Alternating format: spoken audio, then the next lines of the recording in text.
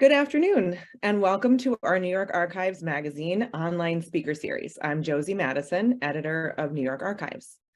Today, we're joined by Dr. Laura Wittern-Keller and Tom Ruller for our program, Censorship in Cinema, Zooming In. Laura Wittern-Keller holds a BA and a PhD in history from the University at Albany, where she's been teaching U.S. legal and urban history for the past 15 years.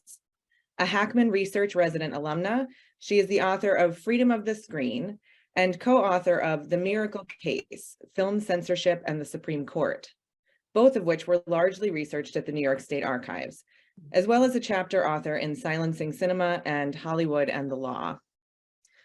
Thomas Ruller has held the position of New York State Archivist since 2015. He has been an active professional and is the author of several peer-reviewed journal articles and reviews on the use of technology in archives and the preservation of records in electronic form. He's been a consultant for several state governments and other organizations focusing on electronic records management and preservation. So for those of you who are joining us today, welcome, thank you. And there will be a question and answer session at the end of the presentation. So you can feel free to submit questions throughout the presentation using the Q&A box at the bottom of your screen. And we'll take a few minutes to get to as many of those as we can at the end of the program. And now, without further ado, I am pleased to introduce Laura Wittern-Keller and Tom Ruller. Thank you, Josie. Thank you, Laura. It's great to see you. Great to see you. I've been looking forward to this program for a while.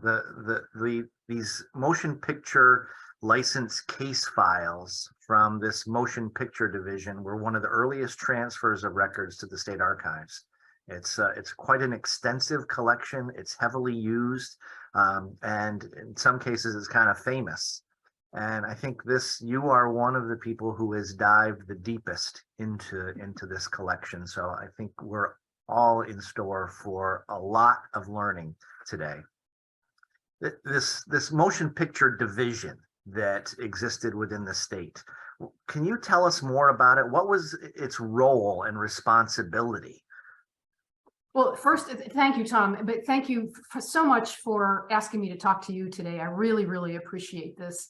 But I also really appreciate the work that the archives has done over the years in maintaining these records. It's a fabulous resource. And, without these records, I could never have done what I did. I got 2 books and 2 book chapters out of it. I mean, that's pretty good out of one archival source. That's really excellent. So thank you to you personally. Thank you to the archive staff, which has always been so incredibly helpful to me. For those of you listening, if you've never worked at the New York State Archives, you need to get down there. They're very, very helpful. So, but okay, the motion picture division, their role was basically to serve as a buffer. They were set up by the New York State Legislature to sort of hold back the tides of social, cultural, and in the case of movies, technological change. You think about the period in 1921 when the censorship law was passed, what we sometimes refer to as the end of the progressive era, but that's the period when the United States had gone through so many unbelievable changes and so rapidly, this fantastically rapid urbanization, huge waves of immigrants coming into American cities, all of this very disturbing to the Protestant elite who had basically run the country since its inception. And now all of a sudden, these changes are just overwhelming. And then throw into that mix a brand new mass medium that is more realistic than anything anyone had ever seen before. And a medium that seems to be uncontrolled, and actually was basically uncontrolled. And you start getting calls very early on for some kind of control over this content in these movies. After all, I mean, who's making these movies? Who's making these things? I mean, these are nobody knows who these people are. And up to this point, if you wanted your children to know about something, you told them. If you didn't want them to know something, you didn't tell them, or you wouldn't let them read that book, or the priest would say, no, you can't do this. Now, all of a sudden, your kid's got a nickel in his or her hand and can run down to the theater and see who knows what. So this led to what sociologists call a moral panic. And whenever we get that much change that quickly, we generally get people saying, whoa, wait, let's have some sort of control. And that's exactly what the role of the motion picture division was when it was created in 1921. So they were created by the state legislature. Did they have rules or guidelines for what they would or wouldn't allow to be shown to people? Yeah, they did have, the statute contains language very similar to the other states. New York was actually pretty late getting into the censoring game. It had started in 1907 was the first censorship ordinance that was in Chicago. And then Pennsylvania and Virginia and Maryland and had jumped onto the bandwagon. New York was a little bit late coming into it. So they were using basically the same statutory language that these other states had used. And it was, and it got to the point where doing this research, I could recite this in my sleep, but it was things that were, this is the language that they used, things that were obscene, indecent, inhuman, sacrilegious, would incite to crime, or might corrupt morals. I left out one, I think. Can't believe I left one out. But anyway, so very, very general terms that the censors could use. And that was pretty typical for progressive era legislation. This was a period when people valued experts, valued expert opinion, and progressive legislators would pass laws. They'd make them very general and then hope that the experts who were going to implement those laws would breathe life into those statutory terms. So what you have here are terms like inhuman. You know, what does that mean? So incredibly broad and enormously unspecific. And that enabled the censors to have a lot of latitude. It gave them a great range of latitude. And I can give you an example of the latitude. In the 1930s and 1940s, there were a lot of films being made about narcotics use. And these were movies where the movie maker was trying to sell tickets through something sensational, and the censors didn't like that. And they were afraid that the children would see this narcotics use and would emulate that. And so they wanted to stop narcotics use films, but there's nothing in the statute that says movies that say anything about narcotics. So what they would do is they would use the term immoral, and they would say, well, the use of narcotics is immoral and therefore you can't do it. Or another example might be something like childbirth. They never wanted any films that were going to show childbirth. And so any film that purported to show childbirth, no matter how tastefully it was done, they would use the word immoral or indecent for that. So these words were very, very broad, very unspecific, and gave the censors tremendous latitude in what they were going to do. And how long did this censorship activity exist? How long did the MPD stay in operation? Well, the MPD started actually as the Motion Picture Commission in 1921. The law was passed. They started work in 1922. And it was a commission of 3 censors who were just political appointees. You know, they knew nothing about movies. They didn't have to, really. And so that was under the governor's office. So they were in the executive branch of the state government. That lasted until a big, massive governmental reorganization happened in 1927. And at that point, they were moved into the Department of Education. And that's when they became known as the Motion Picture Division. It's the division of the Education Department. And at that point, the censors became civil servants. So that enabled New York to be able to say, you know, our censors are better than yours because ours are civil servants. They have to pass a test. They have to have a college education. They have to know a language, you know, and so it gave the New York Censor Board a higher level of authority, if you will, over the other. The only other state that did civil servants was Ohio. It was the only other one. All the other states, all the other municipals were political hacks, usually. Something like that. So New York got greater cachet because of that.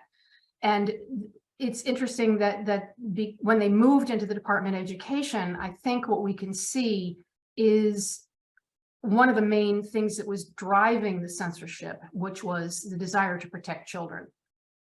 And moving into the Department of Education, that seems to make sense because that's the goal there is education and protection of children. So that just made sense to put it there. In New York, Ohio did the same thing. They also put it under their education department. Okay. And when did that division in the education department close? Oh yeah, thanks. 1966 is when they stopped. In 1965, you know, there was a very adverse Supreme Court decision that came out of Maryland that made it extremely difficult to continue censoring. and New York tried to change their rules to comply with the requirements of that Supreme Court decision in 1965. And it didn't work. And in 1966, a state court said, nope, you're done. That's it. So 1922 until 1966, every single film that was exhibited commercially in the state of New York had to go through this bureaucrat board in order to get a license. 44 years. That's a long track record. And when you look at the evolution of the technology, the talkies really came out in the early part of this censorship activity, right? So this board was looking at films that just used cards to films that actually had talking and singing and then eventually color. Yeah, in fact, there was a case that came out of Pennsylvania relative to the talkies when the talkies came out. Because the question was, the censorship statute doesn't say anything about censoring speech. Mm-hmm. And now all of a sudden we have speech, and can they actually do that? And the Pennsylvania court said, yeah, of course. Okay. And so the other states followed that as well. Got it. So you talked a bit about this extensive collection that we have. We have over 1,100 boxes of these license application files. So I think it's something in the neighborhood of 45,000 films that were reviewed, maybe a little bit more than that.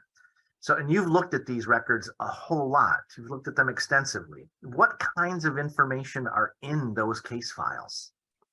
It's funny you bring up the case files, because no, I have not looked at all 11,000. Sometimes it feels like I did, but I did not. I'm still working my way through that. The files are interesting because when you look at the boxes, there are some, each file is for a movie, and a specific movie. And when you look at those case files, some of them are very thin or slim, and some of them are really fat. And the thin ones are the ones of the movies that really didn't have any problem. They sailed right through. They were the Rebecca of Sunnybrook Farm, those kinds of movies. And so there you would find an application. There was an application that a film distributor had to fill out. And then there would be the script, or in the case of silent films, they usually asked for a list of the titles, the title cards that were in there. So there would be the application, there'd be the script. Then there would be one relatively small sheet that would be a copy of what the reviewers had to say about the movie. And that sheet would say if it was approved, or it would say it's approved, but only if you make these changes, or it would say banned in toto, go away, don't ever come back again. And that would have, unfortunately, only the reviewer's initials, which makes life for researchers interesting. It gives us a real mystery to figure out who the reviewers were. And then there would also be any correspondence, and usually the correspondence is something like, we received your movie, or, here's your movie back, or whatever. Now, the really fat files, those are the fun ones. Those are the ones who were the problem children. Those were the ones who either didn't like what the censors had to say and wanted to challenge that. They wanted to go up to the next level, which changed over the years, but they wanted someone else to look at the film.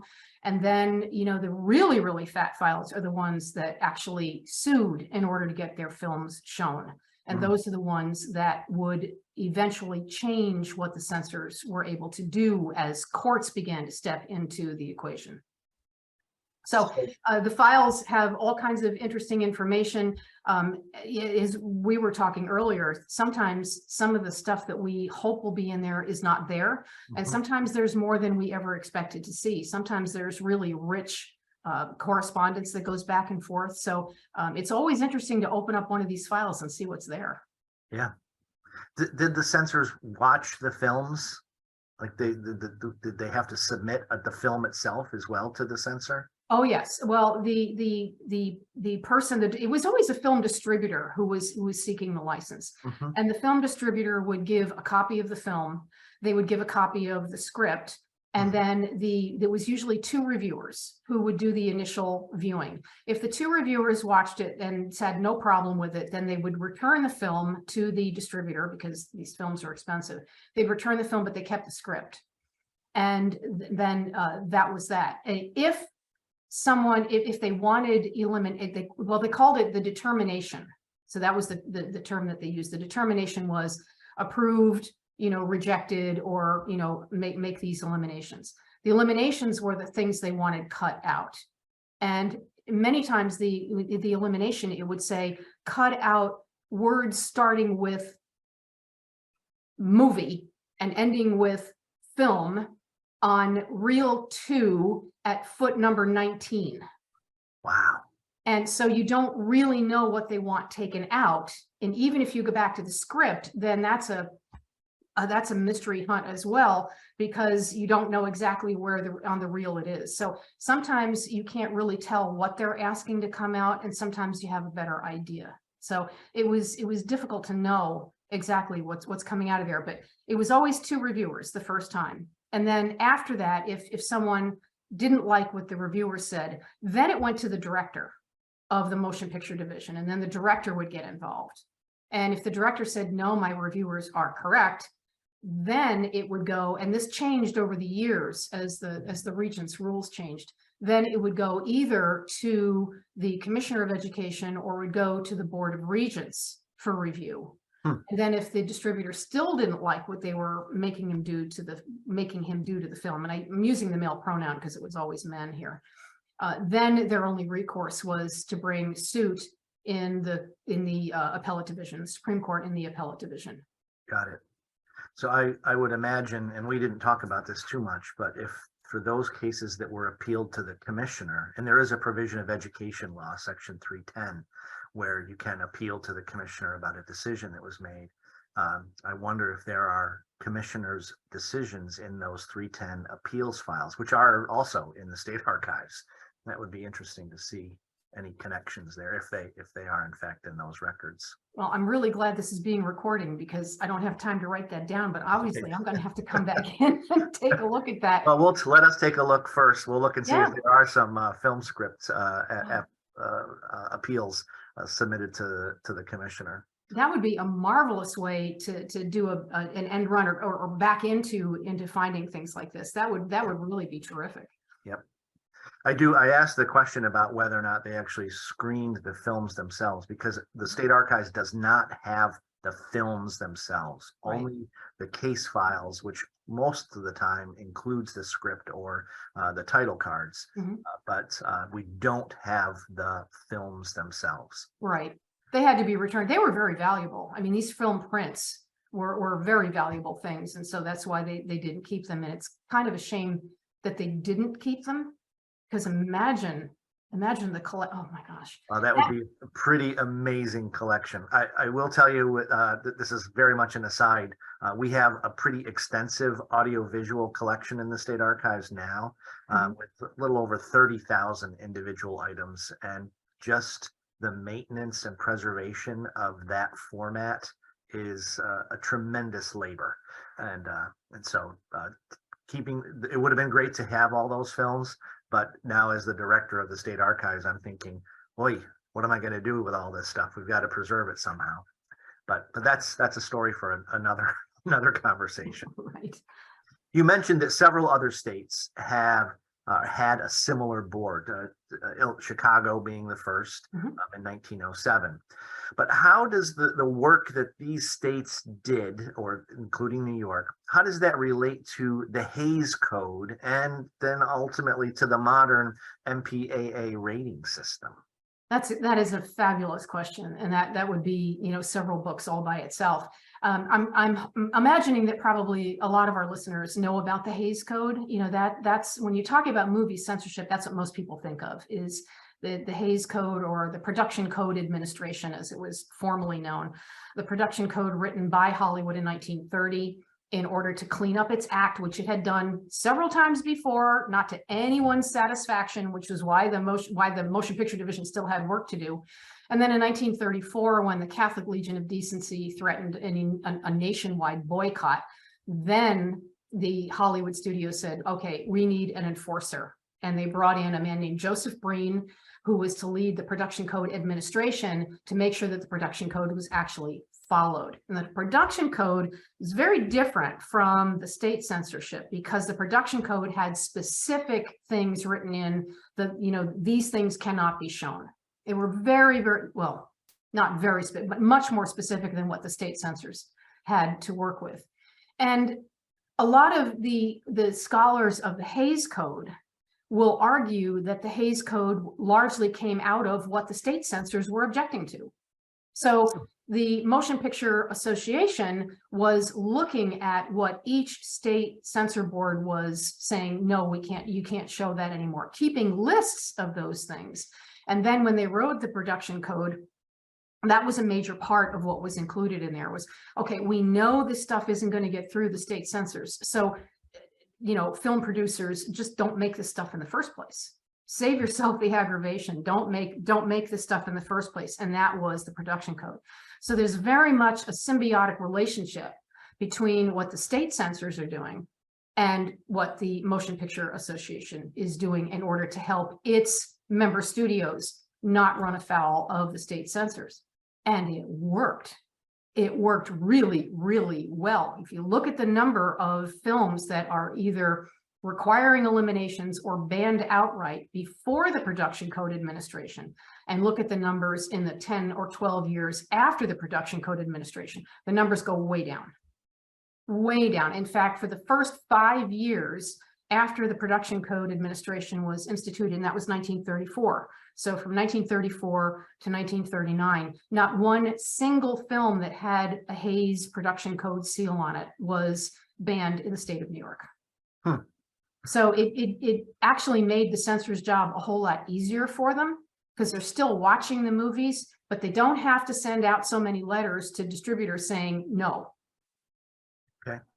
Did the same hold true for non-Hollywood films? Because I know in the collection that we have, there are a lot of foreign-made films, and was maybe the focus then on the foreign films more than the Hollywood films because the Hollywood people were taking care of themselves?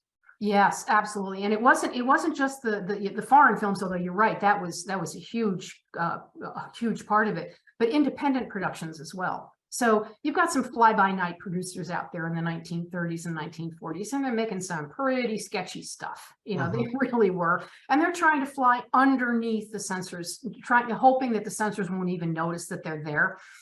And so that's where most of the censor work comes from in the Hays Code, in the production code era, is from the independent productions and from the foreign films. Now, of course, during World War II, the foreign films dry up. They're gone during World War II, but immediately when World War II is over, that's when the foreign films start hitting American markets. That's when foreign films are being made very different from the Rebecca of Sunnybrook Farm. I've got to find another innocuous film title. I keep using that one over and over again. But, very different from the happy ending type formulaic films that were being made under the production code. Everything had a happy ending, or if there was any bad acting going on, the bad actor was always, something terrible happened to him in the end. So the foreign films that start coming in after World War II, that becomes very different. Those are gritty, they're realistic. Life is not always pleasant, and that's when the censors begin to have more work to do, is when those foreign films come in. And then a lot of people, those foreign films were things that people wanted to see. They were tired of the formulaic Hollywood movies. They wanted to see more realism. They'd lived through a world war. They knew that the world was not always a wonderfully happy place. They wanted to see that on their film screens. And so that then led to a real problem for the censors, because as societal mores are changing, as people are saying, we want this grittier, more realistic type of film, they're still being told by their mandate to hold that kind of thing back. And that's when things start heating up. So let's talk a little bit about those censors. And I'm really curious if there's any evidence of why a censor did or didn't allow a certain scene or a dialogue. Yes, we have these general guidelines that came out of the law, the 1921 law. But as you say, after the war, people's interests were different. but censors were still acting on their own. Do we know why they did what they did? Is there anything that tells us that? That is another really, really tough question, because in some cases, yes, and in some cases, we really don't have much of an idea because of what I said about what the eliminations page says. It doesn't give very clear information. And most of the time, when a distributor got an information that yes, we can have the movie, but we have to cut out things, they usually cut it out. They usually didn't argue because it was too expensive to argue. You know, when a movie is made, it's time sensitive. You can't, as a distributor, you can't buy the rights to the film and then just sit on it and, you know, have a nice conversation and argument with your local film censorship board. You want to get it into the theaters as quickly as you can. So it was usually easier to just say, yeah, okay, fine. You want me to cut this out? I'll cut it out. And then all you had to do was give them an affidavit saying that you'd cut it out, and boom, you got your seal and off you went. So in cases like that, we really don't know what the problem was. Where we do get a good idea of what the problem was were the films that took it to another level, because then you start getting correspondence, then you start getting, in some cases, court challenges. And in the court challenges, that's when you really see what's going on, because in those big fat files I was talking about earlier, those will be the affidavits, the respondents reply, the briefs in the cases, all of that stuff is in those files. And that's when you see the arguments that are being made on both sides. So you'll see the argument being made by the attorney for the movie maker, and you'll see the argument being made by the state as to why it should be censored or eliminated. When you get those, then you know exactly what's going on. So in the cases where it's a court challenge, you have a really good idea of what they're objecting to. In the cases where it's just an elimination and the elimination is made and it's gone, it's much harder to tell. Got it. Yeah, but the censors I really think from the time that I spent in these files that they were sincere in what they were doing. I think they valued the filmmakers. They knew that the film distributors were in a tough situation. You know, they didn't make the movie. They bought the rights to rent the movie to the movie theaters. And so I think they were sincerely trying to do the best they could for the distributors. I think they were trying not to be difficult as much as they could. And they really sincerely believed that what they were doing was necessary to protect society, and most importantly, to protect children. That's really what they were after. So that's really the why. What were they trying to accomplish is the protection and the maintenance of society and the protection of children. Right. Yes. It's good to know there. Yeah, I think it's wonderful to hear you, who have really dived deep into these records, to say and come away with a conclusion, or at least a sense that the censors were acting based on a or sort of a higher purpose, and that's encouraging. Yeah, I think they were. Are there ever any instances where the censors approved something that the public rejected, sort of the opposite direction, where they said this is okay to show, and then the public really didn't think that it was appropriate? Yeah, there were a couple of instances, and the one that's the best known is the one around the Miracle case. This was the 42-minute Italian film that the censors originally watched this film in 1949 when they first saw it, and they just saw it as a story of man's inhumanity to man. And they gave it a license and let it go. And then the distributor, because it was only 42 minutes long, he packaged it with 3 other films, all of which had also been approved by the censors, sent it off to the nation's premier art house theater, which was the Paris Theater in New York City. And within several days of this film opening, the Catholic community in New York City was absolutely up in arms. The license commissioner for the theater license commissioner was up in arms. The Cardinal Spellman was up in arms. There were boycotts surrounding the theater because many Catholics saw this movie as blasphemy. So that was a problem then for the motion picture division, because they had approved the movie, actually not once, but twice. They had approved the movie. And so Hugh Flick, who was the director of the motion picture division at that time, said, you know, if we've made a mistake, then there should be some provision in the law for people to be able to tell us we've made a mistake. There should be some way for people to be able to say, look, you Protestant censors didn't see anything wrong with this, but this is deeply offensive to us as Catholics.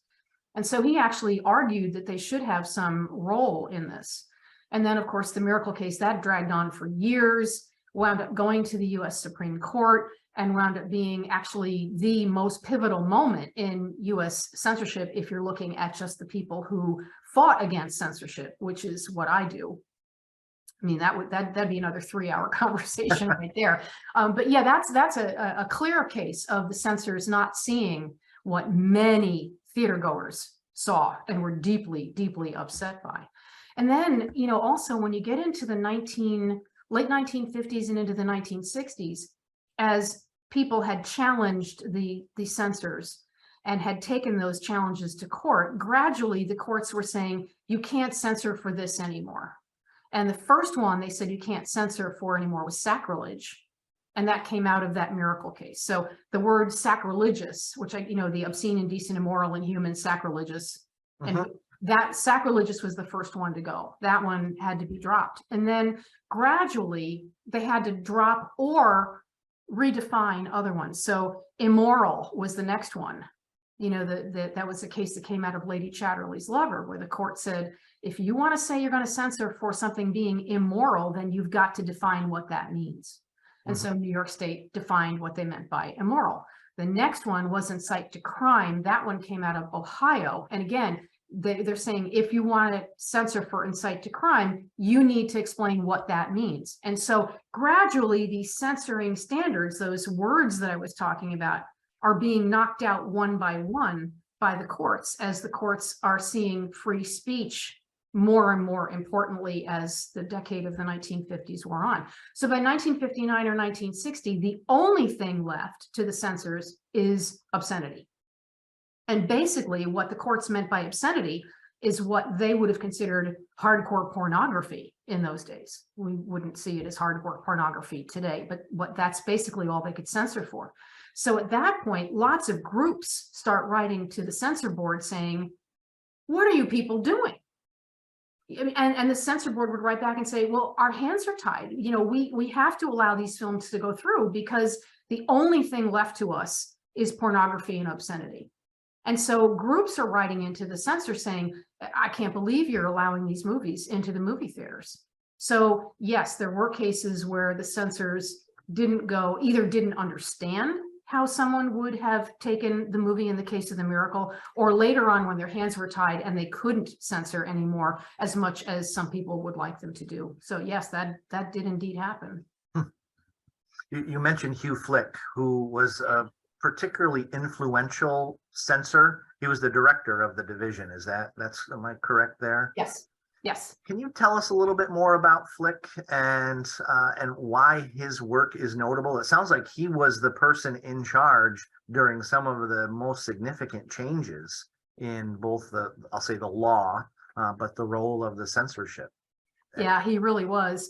Hugh Flick was very urbane, very sophisticated, incredibly educated man. He had a PhD in history from Columbia. His father had been was he state archivist? Am I right on that? He was the state historian. State historian. I knew that wasn't quite right. He was state historian. And Hugh Flick was referred to by censors in other states, and even referred to by the people who didn't like censorship, like the ACLU, as enlightened. Now, enlightened and censor are not two words that we very often hear together, but that was Hugh Flick. So he was director of the motion picture division from 1950 to 1955. And, you know, this poor man, on one side, he had the movie makers, the ACLU, the First Amendment warriors, the smut peddlers on one side. And on the other side, he's got the Catholic Legion of Decency and a whole range of cultural conservatives. And there's poor Hugh Flick right in the middle, trying to keep people happy. He was a remarkable man. He didn't like confrontation, which was unfortunate for him because he was in a very confrontational business at this point, because this is the early 1950s. I mean, society and culture were changing so rapidly at this point. The legal culture was changing. The censors were having the rug pulled out from underneath them. And he was trying to keep some kind of peace in there. But what he was really concerned about was not sex so much, which was what so many people were worried about. He was really concerned about violence.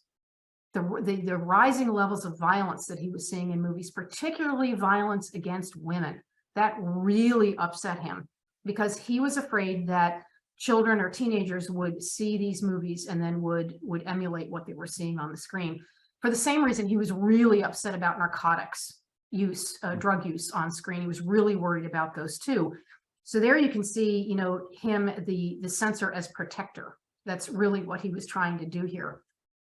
So he was way ahead of his time.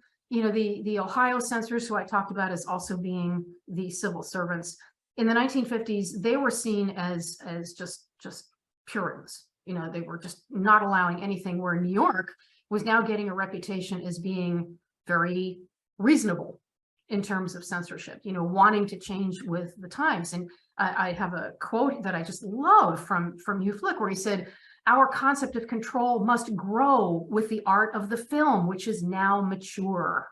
You know, you don't, I've looked at a lot of censors, and you don't very often hear any censor talking about film as art. They didn't see film as art. They saw it as a commodity that needed to be controlled. And here you've got Hugh Flick saying, no, this is an art form. We need to treat this carefully. We need to be respectful of this. So he was way ahead of his time. He wanted not just film as art to be considered as art, but he wanted age classification. He said, you know, we really need to be able to say, this one size fits all censoring that we're doing, you know, where we censor a movie that adults are going to be seen, but they can't see it because it's not good for children. You know, so that's not a good thing. If we could say this film is okay if you're over 18, then that's what he really wanted to do. Way ahead of his time on that. He wanted more sociological and more psychological studies of the effects of film. He really wanted to know, really, how do movies affect people so that we as censors can do our job better? All of this stuff way ahead of his time. And I mentioned he wanted some kind of public input procedure as well. So he was truly an enlightened censor. You know, a few years ago, I had the great good fortune to speak to Hugh Flick's son.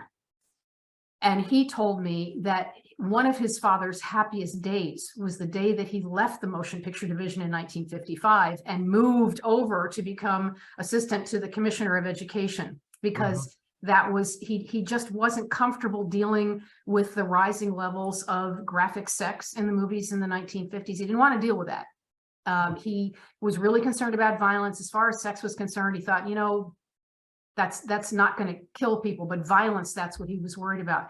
But he just was tired of the drama in the motion picture division office. He once told an interviewer, he said, you know, by 10 a.m., I have at least 16 controversies on my desk every single day. So he was a happy man when he left. And it's unfortunate because he, you know, being the chief censor in the motion picture division was not a good fit for him personally, but it was a wonderful fit for the people of the state of New York to have someone like that at the helm at a time of such tremendous social and cultural change. New York State was very lucky to have had Hugh Flick. Yes. I have to tell you, he's one person who, you know, when sometimes they say, if you could invite someone to dinner, who would you invite? Some figure from history, who would you invite? Mine would be Hugh Flick. Hugh Flick.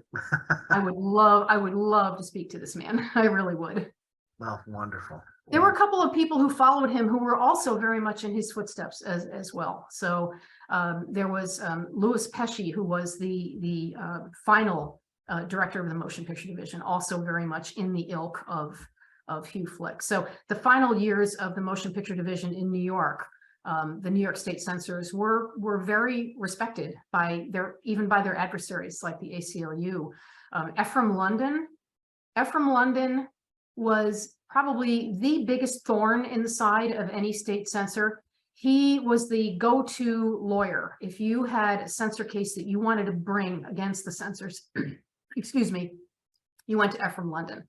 This was his thing. He actually argued 9 anti-movie censorship cases before the Supreme Court, and he won them all.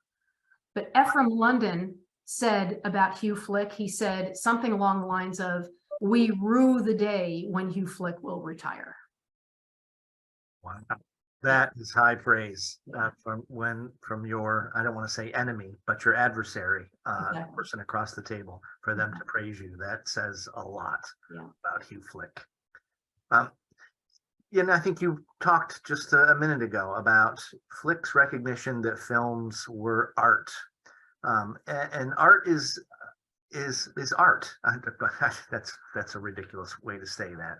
But one of the things that I think some people say is that we can learn a bit about understanding the evolution of societal mores from these films.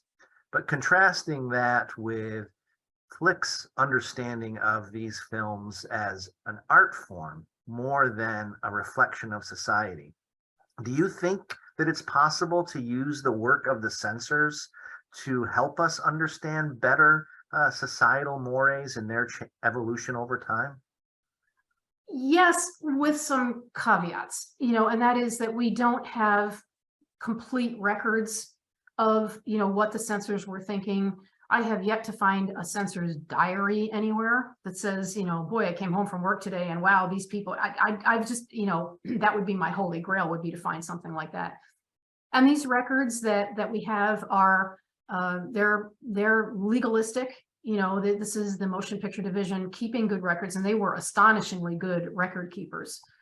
But it also seems that some of the records are not there. There are some files that are thinner than that we would like them to be. So some of the correspondence with some of the distributors seem not to be there. So, and then as we were mentioning earlier, the films, we don't have the films.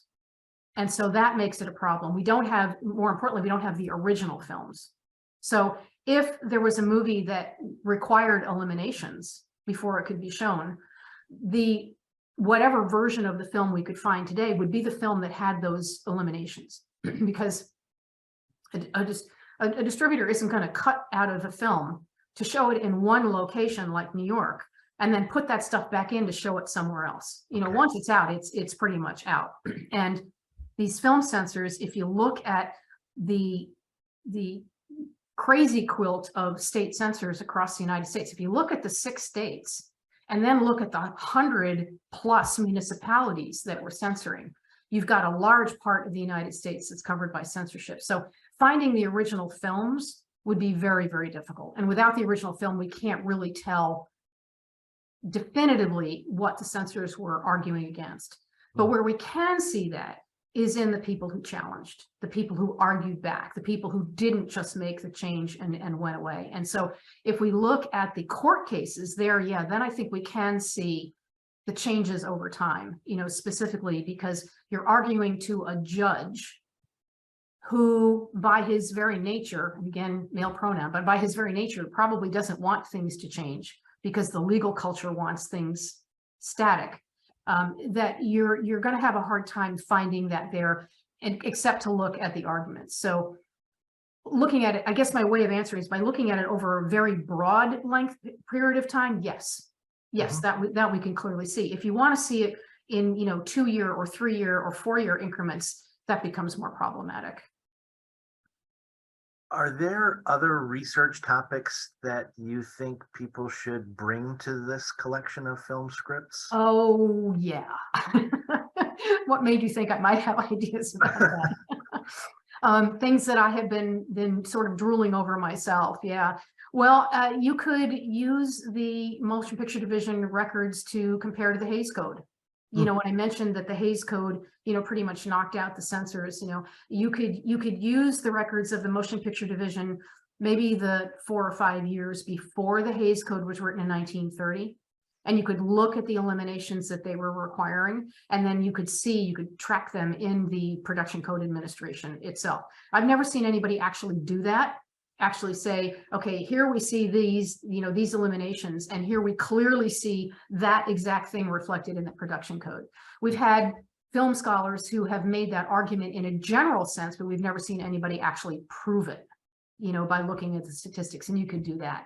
You could compare, you could use the records to compare how the motion picture censors reacted to studio films versus how they reacted to independent films. You could, maybe make some arguments about that, about whether, the studio films got an easier viewing than the independent films. You could, or the foreign films. You could do that. You could look at New York State as opposed to the other states that censor.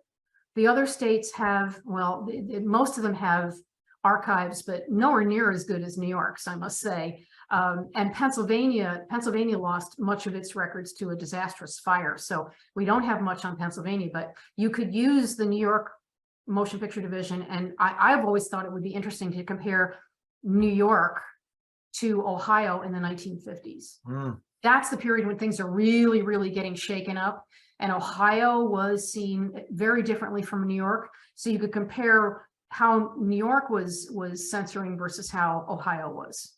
So I think that would be interesting. And in both cases, they're doing it with civil servants, so professionals are doing right. it. Yeah, so you're apples to apples there. Exactly. You could use the records to see how New York defended its motion picture division when it was challenged in court. And that would be the attorney for the Department of Education, a man named Charles Brind.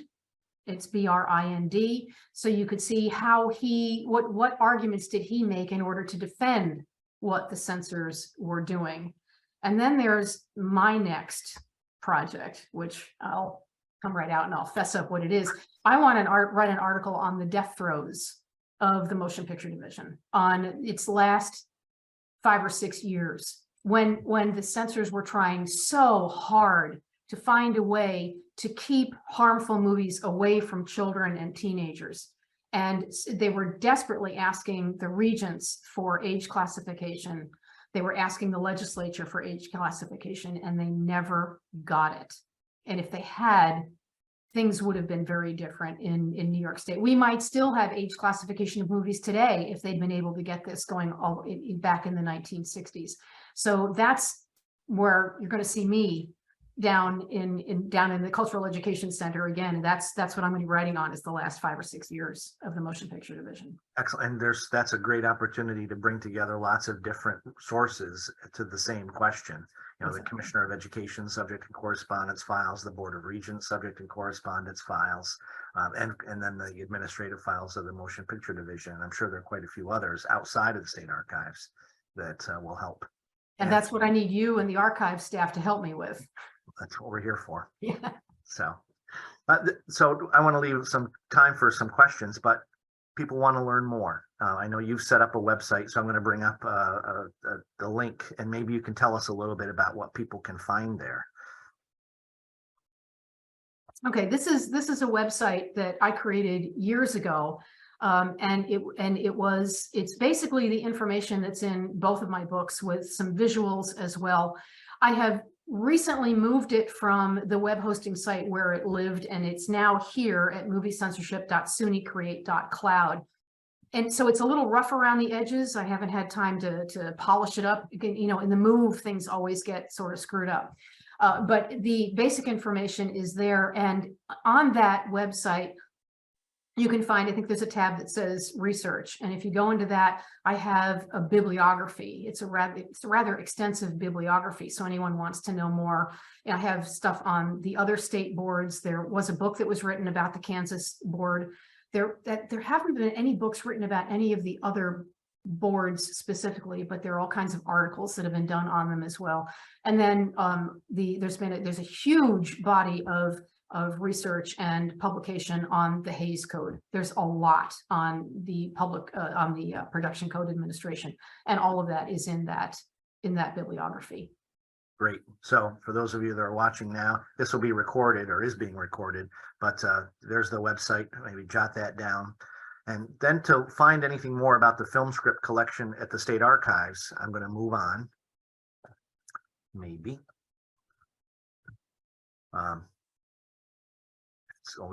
it's always a pleasure for me to try to figure out how to make any of these things work.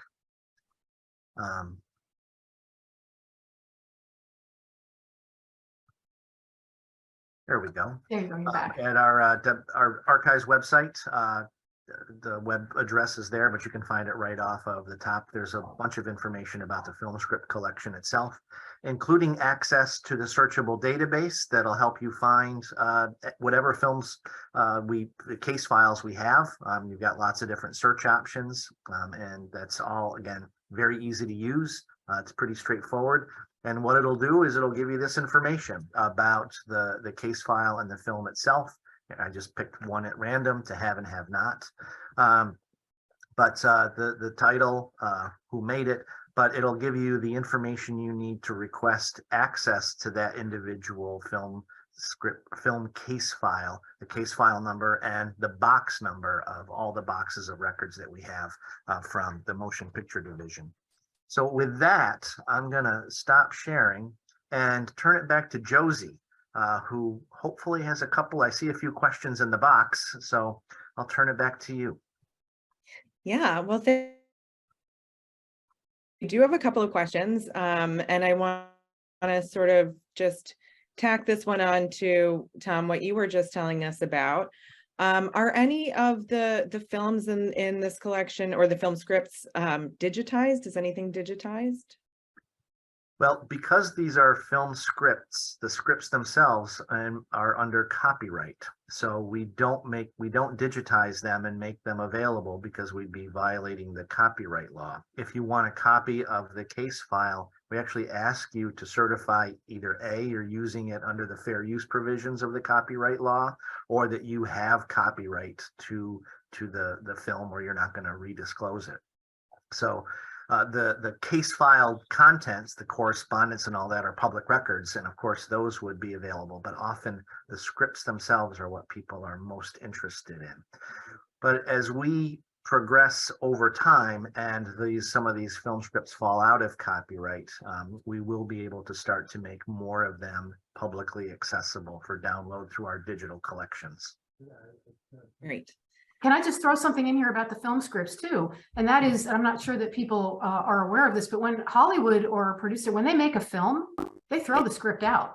You know, when that film is in the can and it's gone, all these scripts are gone. So if you went to Hollywood to try to find these scripts, you probably wouldn't find them. If you want the scripts, you've got to go to the New York State Archives.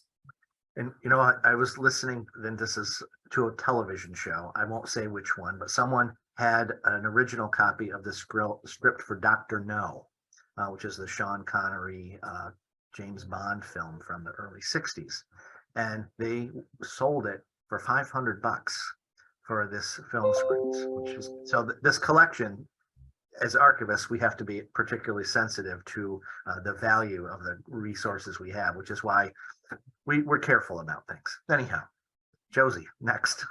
Okay, next question. Someone asked, are there any thoughts about Laurel and Hardy films? And I think probably the question is, were there any Laurel and Hardy films that were submitted and perhaps censored in any way? That's a great question to which I don't have an answer. I don't know if Tom has an answer, but I know that the censors in the 1920s, there was a movie, and I can't remember the title of it, but it was censored. It was a comedy. So it was something like a Laurel. It wasn't Laurel and Hardy, but something like that. And it was censored because there was one scene in which they're in an airplane and they have a dog and they tie a stick of dynamite to the dog's tail and they throw the dog out the plane. And that was the reason the film was censored, because it would tend to incite to crime. And that came before a judge, because the distributor did question it, came before a judge, and the judge said, oh, come on, have a sense of humor. It's a comedy. And how likely is it that a kid is going to get a plane, a stick of dynamite, and a dog and copy this and redo it? So they were sort of telling the censors, lighten up a little bit. So Laurel and Hardy, I don't know. I've never looked at that because there weren't any challenge cases that came out of that, but it's a great question. And there are Laurel and Hardy films, case files for Laurel and Hardy films in this collection, and they're all from the late 20s and early 30s. So they're in that sweet spot prior to the Hays Code. Mm-hmm. So they might be very interesting fodder for some research. Good to know. We also have a question. Laura, were there any cases in which, you were reviewing the scripts and the eliminations, and you thought to yourself, boy, it's a good thing that was censored, something that was so obscene? I can't come up with any specifics, but yes, there were some movies that were made, particularly in the 30s, that were really awful. There was some stuff out there that was just, it was, there are wonderful books, and I think there are some on that bibliography about smut peddlers. There were some just really horrifically awful movies that were made, and things that were just highly questionable. And this, a lot of that stuff, I looked and said, yes, thank goodness that there were censors, because that was so beyond the pale of what people would have expected or accepted in those days. Today, we have a much broader, tolerance for things, but in the 1930s, no. So yes, there were definitely some things that I saw that were like that. And then when you get into the 1960s, there are some films that are also really shockingly graphic, especially when you get into the late 1960s, after the motion picture division is done. There are some things, yeah, but I'm also older. These are things that would shock me that might not shock a 25-year-old. So again, societal mores changing. There we have it, Tom. I'm bringing that back full circle. But yes, there were some things that I thought the censors were absolutely correct on, in movies that were just being made to titillate with no real artistic or entertainment value. They were just meant to get people into the theater and get their money. Some of them were purporting to be about venereal disease, purporting to be scientific and purporting to tell people this is what you should avoid. They weren't. They were just what were called exploitation films, and some of them were really, really pretty bad. So yes, that's a great question. I have a question about, you mentioned that the process for eliminations was you would request the eliminations, and then the film maker or the distributor would send an affidavit certifying that they had made those eliminations. Was there any follow-up, or was there ever an instance where they said that they had made the eliminations and didn't? Oh, yes. Yes, and in fact, we know there were two guys in Maryland who were famous for doing this in the 1960s. They were just thumbing their nose at the censors every chance they could. Yes, we'll make the eliminations. They had no intention of ever doing that. And we know that happened in New York too, because one thing that we didn't talk about was how this law was enforced. And enforcement was a real problem, because the law provided for, or excuse me, the law provided for inspectors who would go into the theaters, and their job was to look at the films, to make sure that they had the seal of approval at the beginning of the movie, saying that it had indeed been submitted for censoring. Because who's to say, you find a theater out in some rural area somewhere and you just start playing the movie, you don't submit it to the censors. So they were looking for the seals, and then they were looking to see if any eliminated scenes were still in the movie. The problem was there were only usually 2 inspectors for the entire state. So so they were looking for that. There were instances that happened, but the enforcement was a real problem. They never had enough inspectors to go around. Well, it seems like a large job. So I think I just want to confirm that we don't have any digitized film scripts yet. That another follow-up question came in, but that's correct, Tom? That's correct. But again, that online index gets you, it's the doorway to 45,000 scripts. So while we can't enable you to do digital analysis, we make it pretty easy to find the films that you're looking for. Okay, well, I think we're out of time, but I want to thank you both so much for this great presentation today. It's been a real pleasure to Laura, you're so knowledgeable about these film scripts, and it's so great that we have this resource at the State Archives and that there are so many opportunities to use these records for future research. So thank you so much for sharing all that with us. And thanks to all of you who joined us today. It's our privilege to make these events available to you and to keep New York State's history alive. And if you're interested in learning more about what we do, please contact us at aptrust@nysed.gov. And that way you can receive a free past issue of New York Archives magazine. And I would also encourage you all, if you enjoyed today's program, to please join us on January 10th at 12:30 for our next New York Archives magazine online speaker series entitled Mapping the Empire State, Discover New York Through 10,000 plus maps preserved at the State Archives. So we'll have an opportunity to talk about some more of the great resources that we have available. And you can visit our website, www.nyarchivestrust.org, to learn more. Thanks again so much, Laura and Tom, for this presentation today. Thanks, Josie, and thanks, Tom, for a great conversation. I really enjoyed it. Same here, Laura. Look forward to seeing you here at the research room. Oh, you will. Bye. Have a great day.